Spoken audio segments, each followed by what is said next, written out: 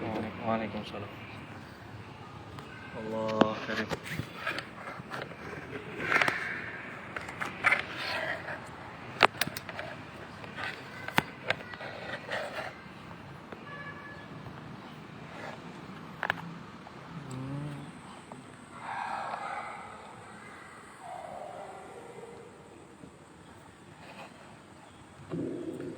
Allah. Assalamualaikum warahmatullahi wabarakatuh. Al-Fatihah ila hadratin Nabi sallallahu alaihi wasallam wa ila abaihi wa ikhwanihi minal anbiya wal mursalin wa azwajihi wa abnaihi wa banatihi wa junudihi wa ansarihi wa sahabatil kiram ajma'in wa jami' awliyaihi wa asfiya'ihi wa syuhada wa salihin min masyariqil ardi ila magharibiha bariha wa bariha khususan sadatina al-alawiyyin wa khusus sayyidina al-muhajirin Muhammad bin Isa wal faqih muqaddam Muhammad bin Ali al-Alawi wa al faqih Sayyid Ali Muhammad Sahib Arban wal faqih muqaddam Thani al-Habib Rahman Muhammad Segaf jadina al-Alam Sayyid Abdul Malik bin Ali Muhammad khan usulihim wa furu'ihim wa Syekh Abdul Qadir al-Jilani wa Syekh Bakar bin Salim wa Syekh Abdul Hasan Asyadili wa jami' masyayikhina wa walidina wa salafus salihin khususan al-Imam Abi Isa Muhammad bin Isa At-Tirmidzi binati Allah ya'li darajatihim fil jannah wa kathra mathubatihim wa dha'ifa hasanatihim wa yafadhuna bi jahi wa anfa'na bihi wa yu'in 'alaina wa awladina wa azwajina wa tulabina wa ikhwatina wal muslimin min barakatihim wa asrarihim wa anwarihim wa ulumihim wa nafahatihim fid dini wad dunya wal akhirah wa yashuruna fi zumratihim yawmal qiyamah wa bi'an Allah yuhabbibuna ilayhi wa rasulihi wa ilayhim wa yuqarribuna ilayhim wa yusiluna ilayhi wa ilayhim wa yaj'aluna min ahbabihim wa min amsalihim wa binati anna Allah yashfi maradana wa amradana zahira wal batin wa marad al muslimin wa yarham mautana wa maut al muslimin yaj'al quburahum riyadal jinan wa yukrim bil jannati ma'al abrar yaftah alaina wa alaykum wa auladina wa azwajina wa tulabina futuh al arifin wa yufaqihuna wa iyyahum fid din wa yu'allimuna ta'wil wa yahdina ila sawa'i sabil يجعلنا وإياهم من العلماء العاملين المخلصين المخلصين وأولياء الصالحين وبنت أن الله يستجيب دعواتنا ويسهل أمورنا في الدنيا والآخرة ورزقنا رزقا واسعا حلالا طيبا مباركا فيه ويختم لنا بالحسنى في خير ولطف وعافية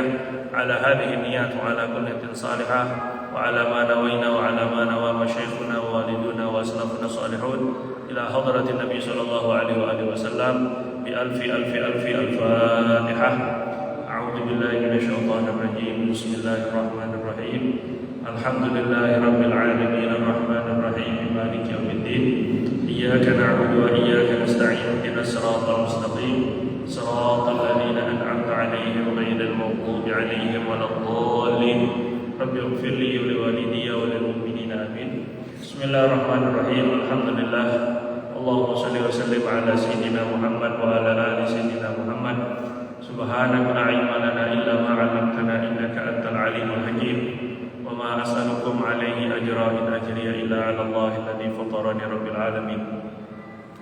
Untuk kajian Jumat sore kita kali ini kita lanjut kajian daurah kita tentang Asy-Syama'il atau Tahdzib Syama'il Muhammadiyah, tentang hal-hal seputar baginda Rasulullah SAW yang sudah berjalan 2 kali majelis sebelum ini, dan ini adalah majelis yang ketiga.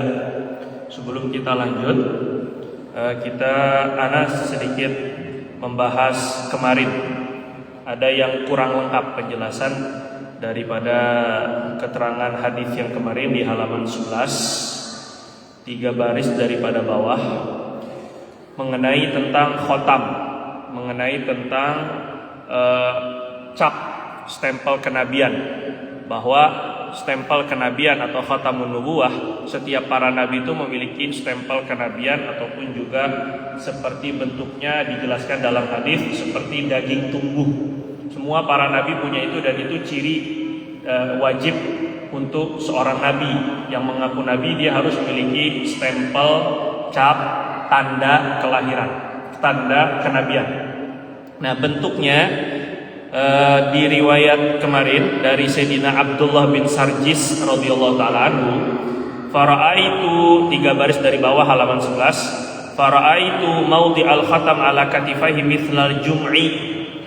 Dan aku melihat posisi khatam, stempel kenabian itu di antara dua bahu, berarti di tengah, di belakang, seperti jumur. Nah, jumur kemarin disebut daging yang terkumpul.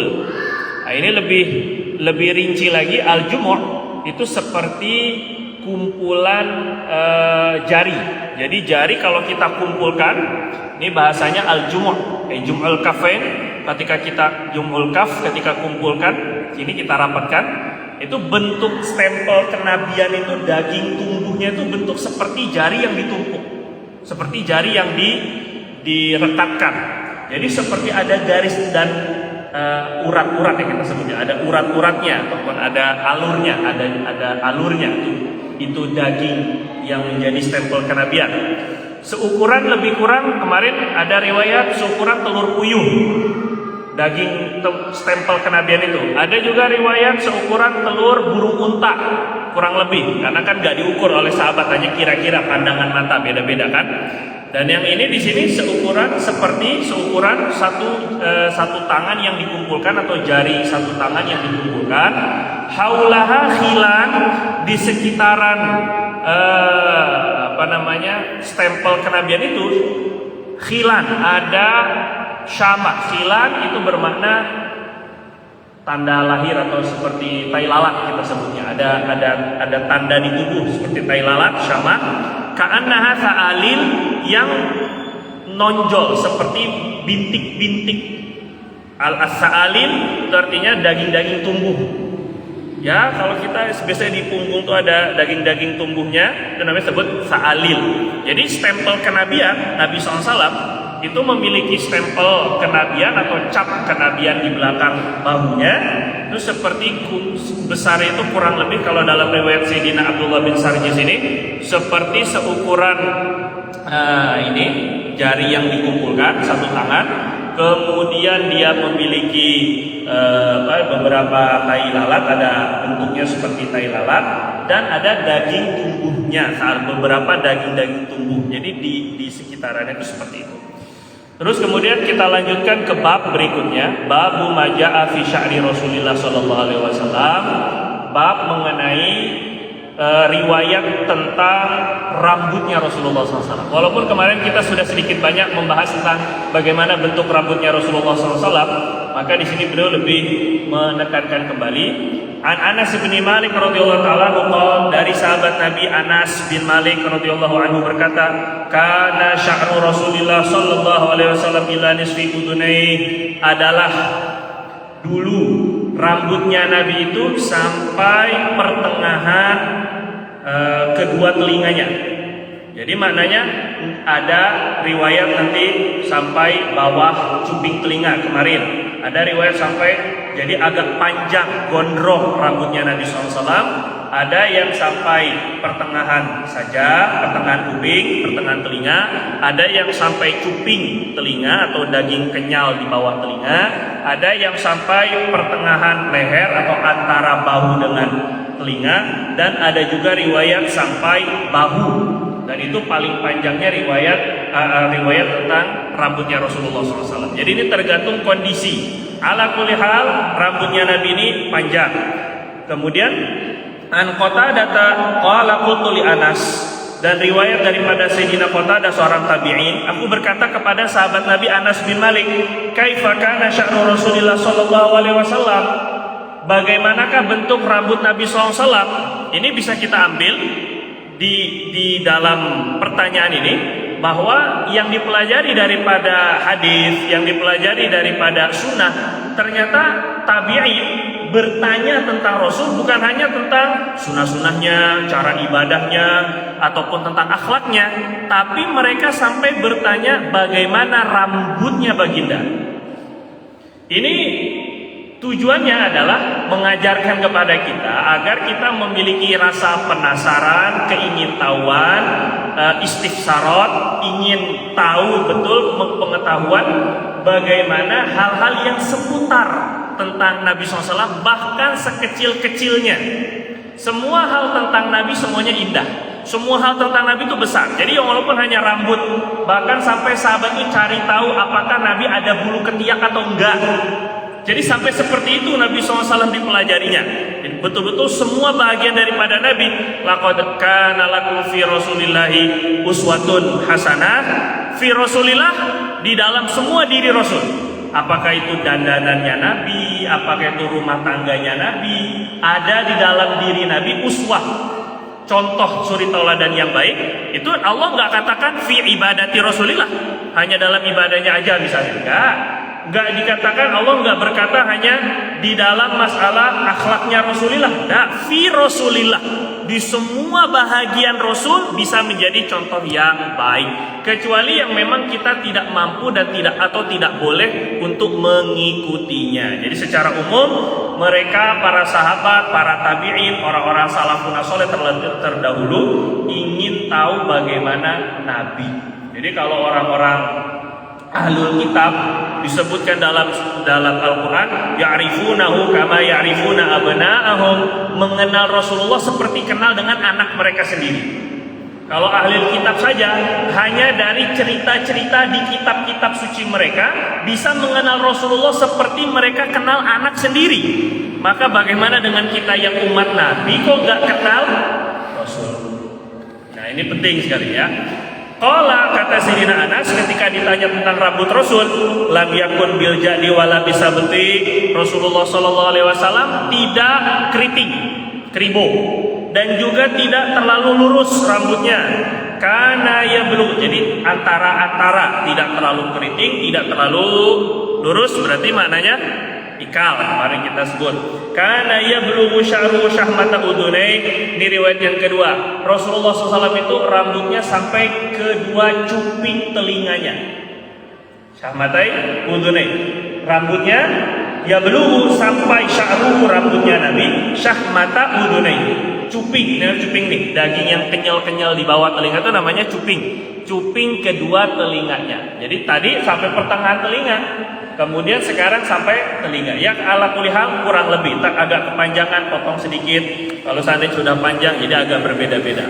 Selanjutnya riwayat di halaman 13. An Ummi Hani binti Abi Thalib radhiyallahu taala anha, dari saudaranya Ali bin Abi Thalib.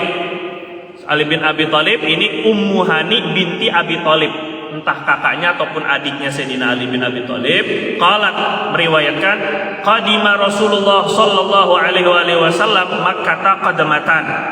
Rasulullah SAW pernah datang ke Mekah pada suatu kedatangan. Rasulullah pernah datang ke Mekah dengan suatu kedatangan. Kedatangan di sini, Rasulullah pernah datang ke Mekah sejak beliau di Madinah beberapa kali kedatangan. Beliau pernah datang untuk umroh, kemudian pernah datang untuk Fathu Mekah. Jadi beliau datang untuk umroh ataupun juga untuk Fathu Mekah. Kata ulama yang paling kuat yang dimaksud Sayyidatuna Ummu Hani, kedatangan Rasulullah di sini ketika Fathu Mekah. Jadi Rasulullah datang ketika Fathu Mekah. Ketika itu walahu, sebab kenapa? Sebab ada riwayat terkenal, riwayat masyhur sahih, ketika Rasulullah datang ke Mekah, terus kemudian Fathu Mekah maksudnya, Sayyidatuna Ummu Hani ini nyamperin Nabi SAW. Bahkan ketika Nabi lagi mandi disamperin, karena kan sepupuan kan, datang langsung ke rumah Nabi. Terus Rasulullah SAW ketika itu lagi mandi, dijagai atau ditutupin oleh Sayyidatuna Fatimah Zahra radhiyallahu taala anha. Nah, setelah beliau mandi, Rasulullah mandi, kemudian Rasulullah sholat duha 8 rakaat. Ini riwayatnya, ada sholat duha 8 rakaat saat ketika beliau mendatangi Mekah, Fathu Mekah, setelah terjadi Fathu Mekah ketika itu. Tapi yang diceritakan tentang rambut Nabi oleh Ummu Hani dalam riwayat ini adalah walahu arba'u ghadairo. Dan ketika beliau datang ke Mekah, beliau memiliki 4 kunciran, arba'u ghadair, 4 kunciran. Rambut panjang, kadang-kadang kita perlu kuncir. Kalau rambutnya panjang, kalau nggak dikuncir gerah, kemudian nanti berantakan. Kalau punya rambut panjang, orang yang pernah rambut panjang mungkin paham ya. Jadi kadang-kadang dari belakang kok kelihatan kayak mbak-mbak, ternyata ketika nengok, masya Allah, brewokan gitu. Itu apakah kunciran itu kita sekarang ini dihukumi haram karena serupa dengan perempuan? Oh enggak. Karena Nabi sendiri sebagian ulama pernah melakukan pengunciran rambut sampai 4. Jadi kunciran kata ulama 1 dan 2 itu di depan, 1 di depan kuping, kemudian yang kedua di belakang telinga kanan, yang ketiga di depan kuping kiri, yang keempat di belakang kuping kiri. Jadi ada 4 iketan, 1, 2, 3, 4. Nah, jadi kalau yang mau rambut panjang, jangan semata-mata ikut black metal ataupun juga artis mana. Nah, kalau mau rambut panjang pun niatnya mengikuti Rasulullah Shallallahu Alaihi Wasallam. Nah, yang masalah kunciran ini, jadi kita tidak katakan menyerupai perempuan karena jadi haram hukumnya, tidak, karena Nabi sendiri menggunakan kunciran. Sebagian ulama katakan karena ada sebagian yang berubah adat, jadi ini sesuai dengan adat. Dahulu orang laki-laki menggunakan kunciran gak masalah. Sekarang orang kalau menggunakan kunciran jadi seperti perempuan. Nah, jadi ada juga perbedaan hukum. Sebagian ulama katakan demikian, tapi yang sahih, hukum yang lebih kuat bahwa menggunakan kunciran hukumnya boleh, mubah. Kalau diniatkan mengikut Nabi, insya Allah dapat pahala dari segi mutaba'ah. Jadi sebelum kita lanjut, jadi begini, di dalam ilmu ushul fikih itu af'alun Nabi, perbuatan Nabi itu dibagi menjadi 2. Perbuatan Nabi itu dibagi menjadi 2. Ada yang memang khususiat daripada untuk Nabi, ada yang tidak khususiat untuk Nabi, berarti disyariatkan untuk umat. Ada yang khususiat untuk Nabi, ada yang bukan khususiat untuk Nabi. Nikah 8 itu perbuatan Nabi, nikah 9 sampai nikah 11 riwayat. Jadi kita nggak boleh nikah sampai mengumpulkan 9 istri seperti Nabi, mengikuti sunnah katanya. Karena itu khususiat Nabi, khalisatan laka min dunil mu'minin, hanya khusus untuk engkau. 1. Terus kalau yang khususiat kita tidak perlu bicarakan. Nabi puasa berkelanjutan, tidak berbuka, tidak sahur. 1 hari puasa terus sampai malam nggak buka, sampai paginya nggak sahur, lanjut ke hari berikutnya, nggak makan apa-apa, nggak minum apa-apa. Itu khusus untuk Nabi, nggak boleh kita ngikuti karena ada Rasulullah melarang daripada puasa wisol. Itu kita nggak usah bicarakan khususiat. Ada perbuatan Nabi yang kedua yang bukan khusus untuk Nabi. Perbuatan Nabi yang bukan khusus untuk Nabi dibagi lagi menjadi 2. Paham ya, jelas ya? Perbuatan yang bukan khususiat, yang bukan khusus untuk Nabi dibagi lagi menjadi 2. Yang pertama yang muta'abbad bihi, perbuatan yang memang dianjurkan, dijadikan sebagai bentuk ibadah, kita dituntut untuk mengikutinya. Ada perbuatan Nabi yang kita dituntut untuk mengikutinya, bentuknya itu ibadah. Yang kedua, ada yang bentuknya bukan ibadah, ghairu muta'abbad bihi, atau yang ada sifatnya itu hanya kebiasaan. Seperti contohnya cara jalannya Nabi. Seperti contohnya misalnya Nabi makan semangka, Nabi riwayat nanti makan ayam.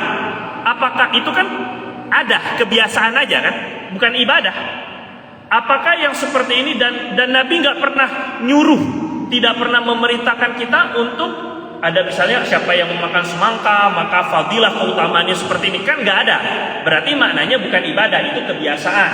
Kalau yang bahagian perbuatan Nabi yang sifatnya ibadah, itu jelas kita dituntut untuk mengikuti Nabi. Ibadah, cara mungkin tidur, Nabi suruh kita makan itu kebiasaan, tapi Nabi suruh kul biyaminik, adalah makan dengan tangan kanan kamu. Ada riwayat Nabi tidak suka sekali dengan orang yang makan dengan tangan kiri, sampai Nabi doakan las tatokta, udah kamu nggak bakal bisa makan pakai tangan kanan. Akhirnya tangannya jadi stroke. Gara-gara nggak mau makan pakai tangan kanan, dia tetap makan pakai tangan kiri. Jadi makan pakai tangan kanan itu bisa dianggap sebagai ibadah karena ada anjuran dari Nabi. Tapi jenis-jenis makanan yang dimakan oleh Nabi yang tidak dianjurkan oleh Nabi, ini ada kebiasaan, paham ya? Pakaian Nabi juga begitu. Bagaimana Nabi berpakaian? Apakah ini dianggap sunnah atau tidak? Kalau tidak ada anjuran daripada Nabi, maka itu kebiasaan. Sampai sini jelas? Sampai jelas? Kalau yang ibadah, kita dituntut untuk mengikuti. Kalau yang bentuknya bukan ibadah, ada kebiasaan, maka menurut ilmu usul fikih, ulama usul fikih, misalnya Imam Asy-Syirazi dalam kitab Al-Lumah, bahwa kebiasaan adat dalam perbuatan Nabi itu tidak masyru', tidak kita dituntut untuk mengikutinya. Jadi kalau berbeda pun nggak masalah, kalau mau ngikuti pun nggak masalah, karena itu kebiasaan aja. Seperti ini, pakai kunciran, seperti rambut panjang, paham ya kira-kira ya? Jadi orang yang rambut panjang itu apakah dia sudah langsung dapat pahala? Enggak. Nah, apakah kita memang dituntut untuk rambut panjang atau disunahkan rambut panjang? Enggak. Karena tidak ada perintah dari nabinya langsung, dan itu kebiasaan. Namun kita akan seperti misalnya gamis, tidak ada fadilah gamisnya. Siapa yang memakai gamis maka begini-begini, nggak ada.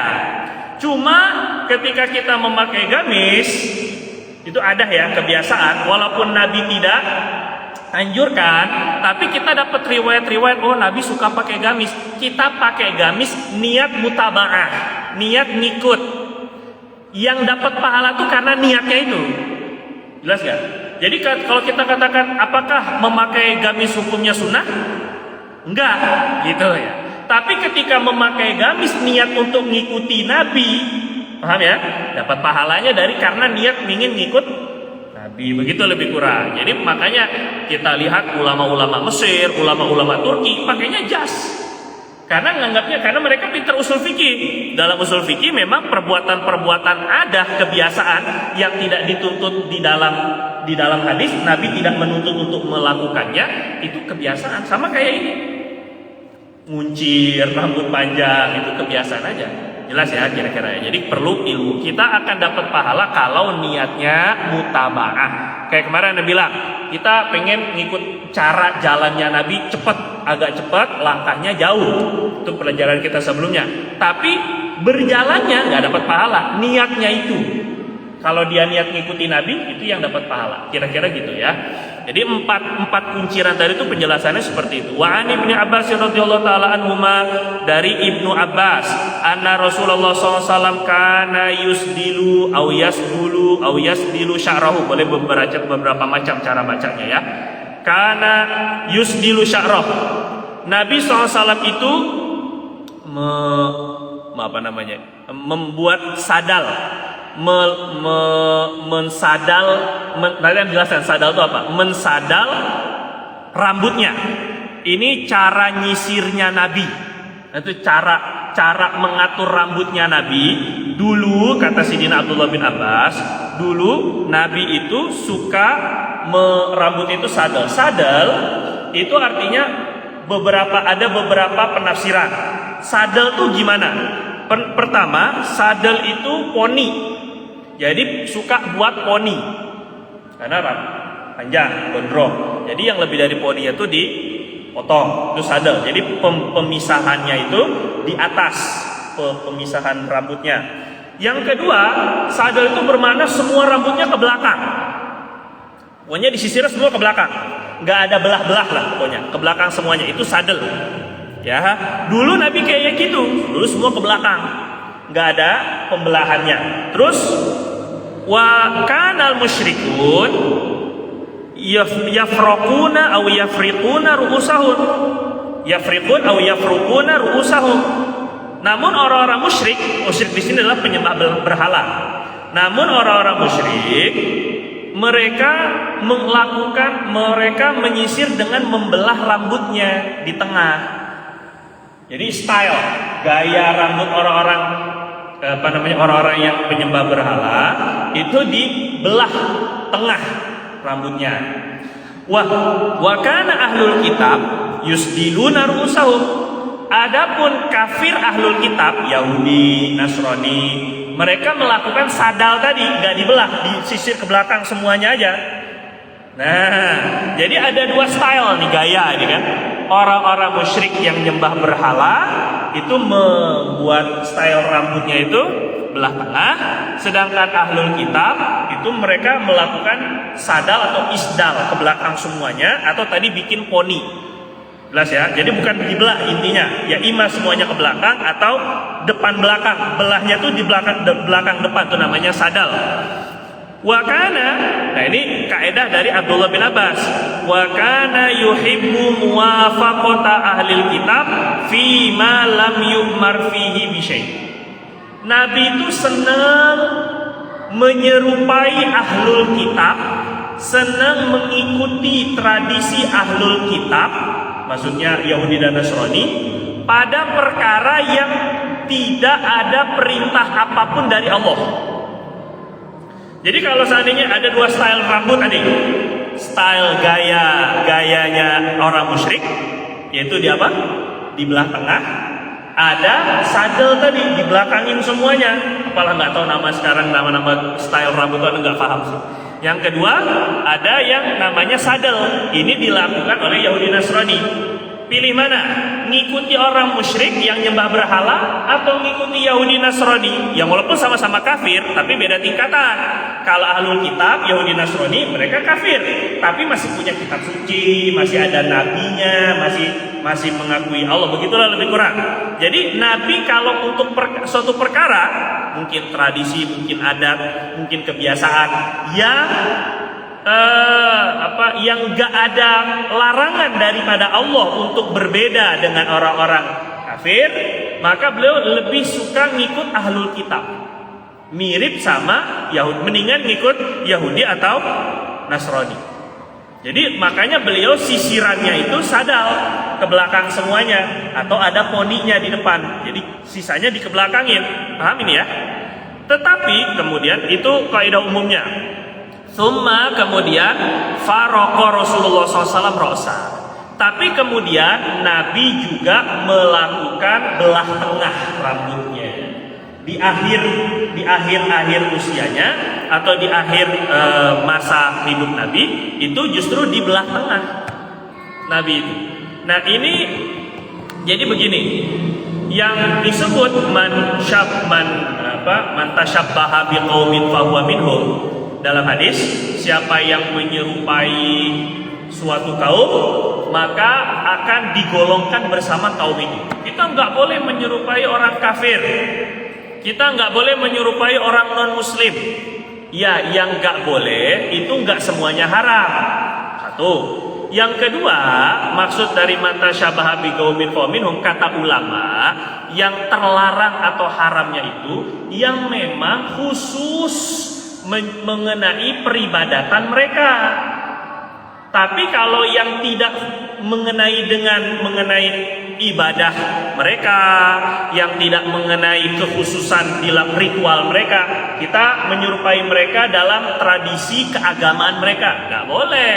Mereka Natalan, kita juga Natalan misalnya, tapi dengan bentuk lain, namanya tasyakuran kelahiran Yesus atau gimana misalnya, namanya aja diganti. Ini Maulidu Isa, bukan Maulidun Nabi, ini Maulidu Yesus, ini Yosua.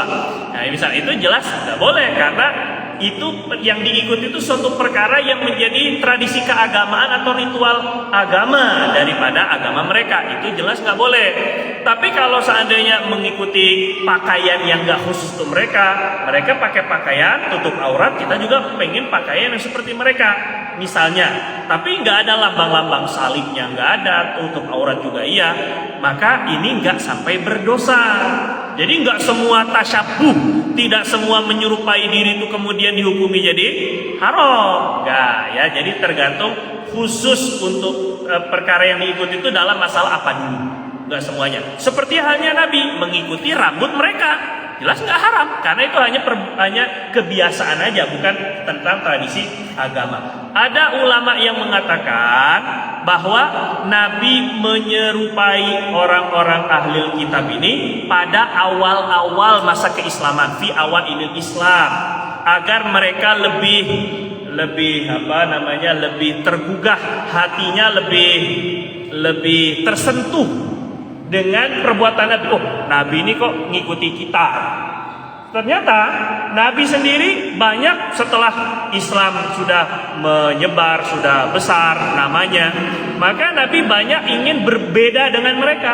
Gak mau ngikut-ngikut mereka, nanti dianggap ngikut-ngikut ajaran mereka lagi, dianggap copy paste lagi ajaran mereka, ajarannya Nabi ini. Enggak. Jadi akhirnya Nabi banyak berusaha untuk mukhalafah atau berbeda dengan mereka. Seperti misalnya orang-orang Yahudi, mereka tidak mau berkumpul satu ranjang atau satu rumah dengan istri yang lagi haid. Akhirnya Nabi pun juga sama. Allah Subhanahu wa taala suruh fatazilun nisa afil mahid, kamu hindari perempuan di tempat keluar haidnya aja. Jadi nggak boleh dijima doang. Kalau satu rumah nggak apa-apa kata Nabi. Jadi kata orang-orang Yahudi, emang si Muhammad nih, ini bahasa orang Yahudi, Muhammad Rasul itu nggak Rasul mereka jadi beriman kalau mereka nggak Rasul kan? Emang itu Muhammad, setiap kami menetapkan suatu hukum pasti dia maunya berbeda. Sampai kesel itu orang-orang Yahudi. Setiap kita menetapkan, kalau kita kan nggak boleh satu rumah, dia bilang boleh satu rumah, yang nggak boleh cuma jima doang. Ini ajaran kita dalam Islam. Nah, begitu juga seperti nanti Nabi mewarnai ataupun memberi pacar khidab, memacari, mewarnai rambut. Itu pun juga disebabkan karena orang-orang ahlul kitab, orang-orang musyrik nggak mau menyemir rambut, sehingga Nabi suruh sawidu hammiru au soffiru wa khalifu al-musyrikin. Kamu silakan, kalian hendaklah mewarnai dengan warna merah atau kuning dan berbeda dengan orang-orang musyrik. Ala kulli hal, banyak ajaran yang Nabi nggak mau sama seperti orang musyrik, itu nggak mau. Kata Nabi puasa di akhir-akhir masa hidupnya, Nabi puasa Sabtu Ahad. Jadi antum jangan nanya kalau ada orang puasa hari Sabtu, orang puasa Ahad, antum puasa apa? Nggak puasa aja. Karena Nabi itu nggak terikat hari apa, nggak hanya hari Senin Kemis. Nabi puasa juga hari Jumat, Nabi puasa juga hari Selasa, Nabi puasa juga hari Senin, hari puasa Rabu juga. Nah, di akhir usia Nabi berpuasa Sabtu Ahad. Ketika ditanya kenapa beliau puasa Sabtu Ahad, karena Sabtu Ahad ini fa innahuma a'yadul musyrikin, a'yadu ahli kitab. Karena hari Sabtu Ahad ini hari Id, hari rayanya Yahudi dan Nasrani. Yahudi hari Sabtu, Nasrani hari Minggu. Maka kalau mereka hari raya kan nggak boleh makan. Saya mau berbeda sama mereka, jadi saya puasa. Nah, ini namanya mukhalafah. Ala kulli hal, jadi secara umum kesimpulannya, mengikuti orang non muslim itu tidak semuanya langsung diharamkan, tergantung apa yang diikuti. Babu maja'a fi tarajuli Rasulillah sallallahu alaihi wasallam, bab mengenai menyisirnya Rasulullah. Kalau tadi bentuk rambut, yang tadi hairstyle-nya, gaya rambutnya Nabi, kemudian bentuk rambutnya Nabi, sekarang menyisir, tarajul. Tamasyut, menyisirnya Nabi. Jadi Nabi juga menyisir. Jadi kita bukan berarti kalau sudah ahli ibadah, ahli dakwah, ahli ilmu, atas nggak peduli dengan penampilan. Nah, jangan kemana-mana, jenggotnya, rambutnya, bulu ketiaknya, la ilaha illallah. Diri bonding dulu.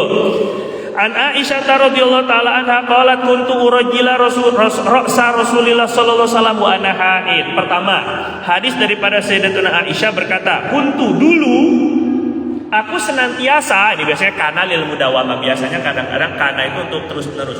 Biasanya dulu tuh aku suka menyisiri rambut Rasulullah. Nyisirin. Kalau bahasa Malaysia sikat. Menyisir rambut itu menyikat rambut, bahasa mereka itu. Menyikat rambut. Aku menyisir rambut Rasulullah ketika aku dalam keadaan haid.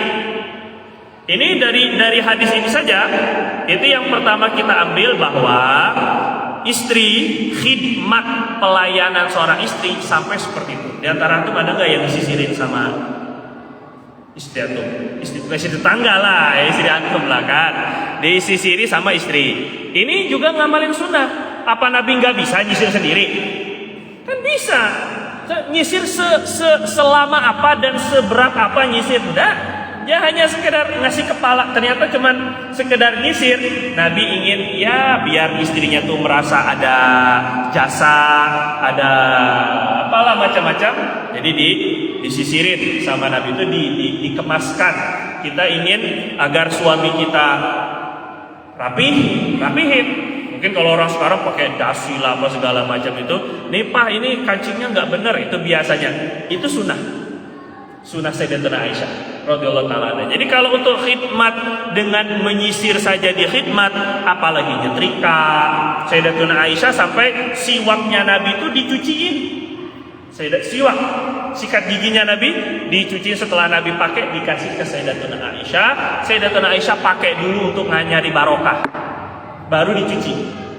Sampai untuk sikat gigi pun dicuciin, apalagi bajunya gitu ya, apalagi ini. Ya, itu khidmat istri. Itu yang pertama. Yang kedua dari hadis ini, wanita haid itu tidak najis.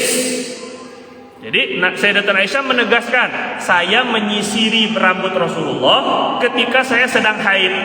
Artinya wanita haid itu hadas, bukan najis. Ya, yang berdarah itu bawahnya, tangannya nggak berdarah. Bukan najis, jadi ada perbedaan. Dan memang hadis ini diriwayatkan ketika Nabi sedang i'tikaf. Nabi i'tikaf dalam masjid, nggak mau keluar masjid. Nabi minta kepada Sayyidah Aisyah untuk menyisiri beliau. Beliau mengeluarkan kepalanya daripada batasan masjid untuk disisirin dari rumah. Ini ketika itu Sayyidatuna Aisyah sedang haid. Jadi maknanya, kalaulah tangannya Sayyidatuna Aisyah masuk ke area masjid, berarti membuktikan bahwa kalau hanya sebagian tubuh daripada wanita haid masuk masjid, nggak masalah. Yang nggak boleh itu masuk dan berdiamnya. Jelas ya? An Anas bin Malik, hadis berikutnya. Ini mestinya kita sampai halaman 24, tapi nggak tahu ini terkejar apa enggak. An Anas bin Malik radhiyallahu taala anhu qala kana Rasulullah sallallahu alaihi wasallam yuqtiru dahna ra'sihi.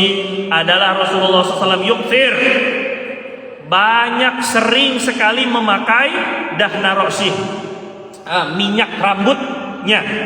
Wa tasriha lihyati, sering sekali melakukan sisir janggutnya. Yukfir, jadi make duhun, make minyak kalau sekarang mungkin Gatsby, mungkin apalah nama-nama, nggak tahu lah nama satu-satu.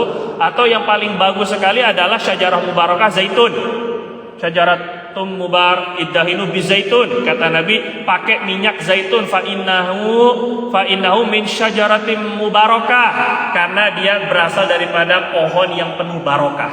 Pakai minyak zaitun. Nabi itu kalau pakai minyak zaitun banyak di tangan kiri, setangan kiri, sebahagian oles ke mata, kemudian ke alis dulu, baru ke mata, sisanya baru ke semua kepala. Jadi banyak pakainya. Makanya nanti ada yang disebut dengan tina. Tina itu penutup di atas kepala, itu dikasih lampin, dikasih kain agar ketika pakai peci, ketika pakai imamah, ini minyaknya tuh nggak ngerembes ke kopiahnya. Itu namanya tina, itu namanya kain, potongan kainnya ya. Dan nanti ada. Dan Nabi sering berjanggut kasah. Nabi kemarin janggutnya tebal. Ya, anak belum bisa. Janggut tebal ini kan. Satu kopbo, satu genggam, bahkan lebih kadang-kadang kalau belum dipotong agak lebih. Dan Nabi itu kalau bingung, kalau lagi puyeng gitu ya, itu beliau akan megang-megang jenggot. Biasa ya kita mikirin umat, maksudnya bukan umahat, ya, bukan ibu-ibu yang dipikirin. Ini mikirin megang jenggot. Kadang-kadang suka Nabi ngeliat jenggotnya sendiri. Nah, gitu suka begitu. Jadi juga Nabi SAW pernah melakukan begitu. Jadi janggut Nabi itu tapi disisir, dilihya, di tasrih namanya, disisir biar rapi. Jadi bukan janggut kemana-mana gitu, enggak. Kemudian kadang Nabi mencukur jenggotnya kalau sampai berserabut ke kanan ke kiri, jenggot yang kanan kirinya dipotong sedikit-sedikit, jadi kemas, jadi rapi, jadi bagus. Bawahnya sedikit, samping-sampingnya. Nabi juga melakukan itu. Jadi bukan berarti orang yang sudah berilmu, ahli dakwah, ahli ibadah jorok ataupun juga enggak rapi, bukan begitu. Kemudian ini wa yuksirul qina'a, banyak memakai qina'. Nah tadi qina' itu anak terjemahkan, anak faham, anak sebut. Qina' itu kain yang diletakkan di atas kepala. Jadi setelah meminyakin rambut, biar dia nggak kena kopiah, nggak kena imamah, dikasih kina. Modelnya tuh kayak toilasan. Tahu toilasan? Toilasan itu kain yang suka dipakai jalbabah, yang suka dipakai orang-orang Saudi. Biasanya pakai ini doang tuh. Pakai apa? Pakai kain, terus dia pakai ikol, pakai ikatan hitam itu, ikatan kepala, namanya ikol. Nah ya kain, terus ikol. Kainnya itu yang di atas, langsung di atas rambut, nggak pakai peci. Itu namanya tina. Jadi Nabi setelah pakai duhun, pakai minyak, kemudian Nabi pakai tina biar bajunya nggak kotor, nggak kuning bajunya. Jadi ditaruh namanya tina. Hatta ka'anna saubu zayyak. Hatta sehingga karena terlampau banyak makai minyak, sehingga ka'anna seolah-olah saubahu sini kain kina tadi, kain lapisan di atas kepala. Saubahu di sini bukan pakaian tapi kain kinanya itu. Seperti saubu zayyak, seperti pakaian penjual minyak. Orang kalau penjual minyak, kena minyak apa segala macam, baunya yang pertama, kemudian warnanya berubah kena minyak yang dia jual. Nah begitu Nabi seolah-olah kinanya itu karena terlampau banyak pakai duhun, beliau lapisinya dulu, dilapisi terlebih dahulu, baru pakai imamah ataupun juga kopiah. An Aisyah radhiyallahu taala anha qalat in kana Rasulullah sallallahu alaihi wasallam la yuhibbu tayammuna. Rasulullah SAW sungguh in di sini bukan syarat. In di sini artinya sungguh, lil takkid, untuk menguatkan. Sungguh adalah Rasulullah la yuhibbu, benar-benar senang, benar-benar cinta atayamun, mendahulukan yang kanan. Pokoknya apa-apa tuh Nabi mendahulukan yang kanan aja, berusaha mendahulukan yang kanan selama bukan perkara yang kotor, selama bukan perkara yang menjijikan seperti cebok masuk ke WC, itu jelas. Enggak, beliau dahulukan yang kanan fi tuhurihi idza tatahhara, ketika bersuci. Pada bersucinya ketika beliau bersuci wudu, mandi, tayamum. Jadi Nabi dahulukan yang kanan-kanan semuanya. Mandi dahulukan yang kanan dulu, badan yang kanan, baru badan yang kanan belakang, kiri depan, kiri belakang. Itu mandi. Wudu udah jelas. Kanan, baru kiri. Jadi bukan kanan kiri. Ini wudu dan mandinya. Nabi mendahulukan yang kanan. Secara logika nggak ada bedanya. Tapi Nabi SAW sangat ingin tayamun dengan harapan agar nanti menjadi ashabul yamin, orang-orang yang mendapatkan catatan amal di tangan kanan. Kita berusaha, jadi nanti pegang kitab jangan tangan kiri, pegang rokok pakai tangan kiri kalau rokok itu juga, tapi pegang kitab pakai tangan kanan. Ya, makan jelas itu mah, itu pakai tangan kanan. Pegang kitab mulia, pegang Quran mulia, tangan kanan, jangan tangan kiri. Ini bohong. Wa fi tarajjulihi idza tarajjala, dan juga Nabi mendahulukan sisir yang sebelah kanan dulu ketika beliau menyisir. Sampai menyisirnya pun kanan dulu. Jadi setelah ini nanti ilmu bukan hanya sekedar untuk dihafal. Ini kata Syekhuna, kalau ilmu sekedar untuk dihafal, maka MP3 jauh lebih hebat daripada kita. Begitu, karena lebih mudah. Handphone lebih berilmu daripada kita. Ilmu tapi untuk diamalkan, bukan untuk dihafal, bukan hanya sekedar untuk diingat atau diketahui doang. Tapi kita amalkan. Nanti kalau nyisir, yang punya rambut lah, yang nggak punya rambut, ya gimana nyisirnya? Yang kanan dulu, baru yang kiri. Wa finti alihi idan ta'ala, pakai sendal. Ketika memakai sendal kanan dulu, nanti melepas sendal kiri dulu. Pakai baju kanan dulu, pakai celana kanan dulu. Ini penting sekali. Niatnya untuk menghidupi sunnah-sunnah Nabi SAW. An Abdullah bin Mughaffal radhiyallahu taala anhu, dari Abdullah bin Mughaffal berkata, naha Rasulullah sallallahu alaihi wasallam an tarajuli illa ghibban. Rasulullah SAW melarang untuk tarajul, menyisir, kecuali kadang-kadang. Jadi Nabi itu nggak terlalu senang kalau umatnya terlalu fokus pada penampilan saja. Sampai Nabi pernah melarang jangan nyisir tiap hari. Nyisir itu sehari nyisir, besok nggak nyisir. Sehari nyisir, besok. Ini yang disuruh Nabi itu begitu memang. Tujuannya itu biar kita nggak fokus pada penampilan. Betul-betul ngeliat kaca dikit, padahal ada orang di dalamnya, ada mobil biasanya kita begini-gini, ternyata ada orang di dalamnya. Bentar dikit ngaca lagi, ketemu kaca masjid ngaca lagi. Jadi Nabi sering berhias, tapi enggaklah sampai hari-hari yang dipikirin itu fashion aja, baju aja, penampilan aja, sampai lupa menata hati, menata iman, menata zikir. Ila ghibban. Jadi Nabi SAW melarang ini, tapi larangan ini tidaklah sampai juga makruh. Ini larangan lil irsyad, hanya sekedar anjurannya Nabi jangan menyisir tiap hari. Ini sekedar anjuran, bukan berarti orang yang nyisir tiap hari itu jadi makruh. Nah, gitu ya.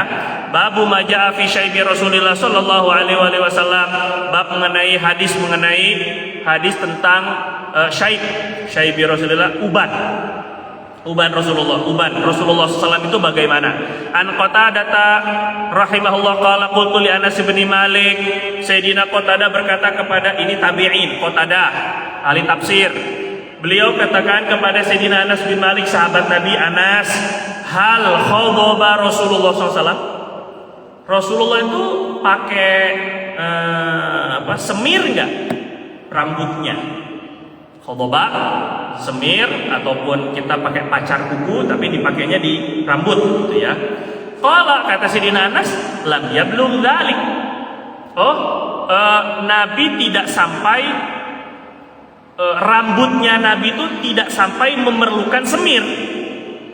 Rambutnya Nabi, sebab begini, kalau dahulu orang mewarnai rambut itu, dan memang sunnahnya begitu, mewarnai rambut, menyemir rambut itu hukumnya sunnah kalau ada uban. Kalau nggak ada ubannya, apa yang diwarnai? Nggak perlu diwarnai, nggak disunahkan untuk diwarnai. Jelas ya. Apalagi mewarnainya hanya ikut-ikut orang manalah, nggak tahu mana satu ikut bule apa, nggak cocok sama warna kulit pula, innalillahi lagi kan, malah menjijikan kayak jago kan. Nah terus ini ada dikit lagi.